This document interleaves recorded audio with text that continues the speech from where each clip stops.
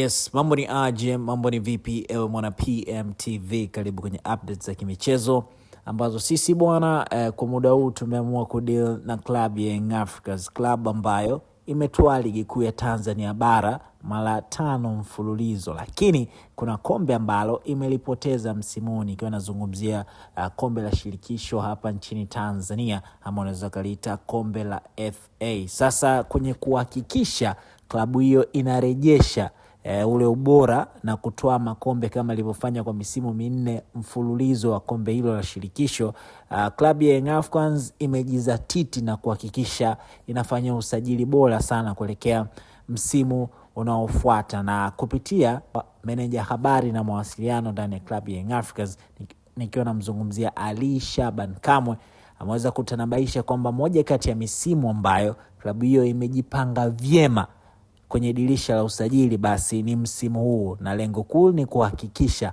wanafanya vizuri kwenye michuano ya ndani, lakini pia kwenda deep kwenye michuano ya kimataifa. Na meneja huyo wa habari na mawasiliano ameweza kutanabaisha kwamba huu ni msimu ambao GSM ameweka pesa ambayo haijawahi kutokea ndani ya klabu ya Young Africans. Yote ni kuhakikisha wanasajili majina makubwa na ambayo yataweza kuisaidia klabu hiyo kuelekea msimu unaofuata. Ali Shaban Kamwe anasema GSM alimwambia engineer ama Hersi Said kwamba aache ubaili wake na ataje mchezaji anayehitajika ili klabu ya Young Africans iweze kufanya sajili hizo. Tunafahamu Young Africans wamekuwa wakihusishwa na majina mbalimbali ambayo yamekuwa yakitajwa kwenye mitandao ya kijamii kwamba klabu hiyo imekuwa ikiyahitaji. Moja kati ya majina ambayo klabu hiyo imekuwa ikihusishwa nayo sana ili kuhakikisha anaboresha kikosi chao kuelekea msimu unaofuata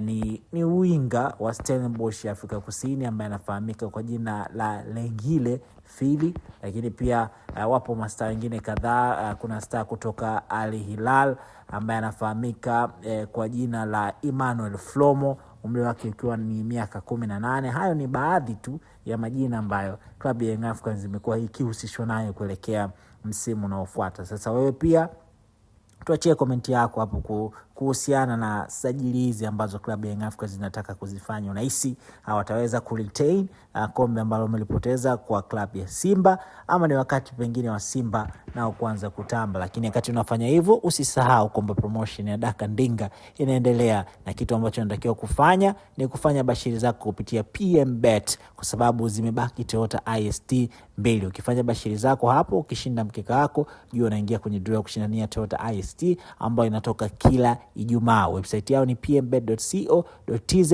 lakini kwa wale wanangu wenye hamna bando au simu ni ndogo, bonyeza *149 *23 alama ya reli, kisha utakuwa umefanya bashiri zako hapo. Mimi naitwa Raymond Elias.